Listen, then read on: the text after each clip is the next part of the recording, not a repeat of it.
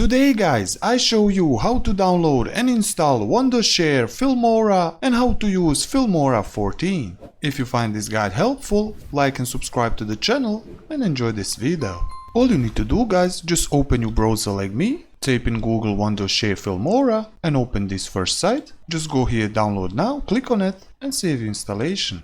After that, just open Filmora setup and you will see this new window. Check this and go here, install, click on it and wait for this. After installing Wondershare Filmora like me, you will see start now, click on it. After that you will see welcome to Filmora, just go here start and enjoy using free Wondershare Filmora on your PC or laptop. And that's it all guys for this video, how to download and install Wondershare Filmora on your PC or laptop and how to use Wondershare Filmora. If you find this guide helpful, like and subscribe to the channel and I see you in the next video.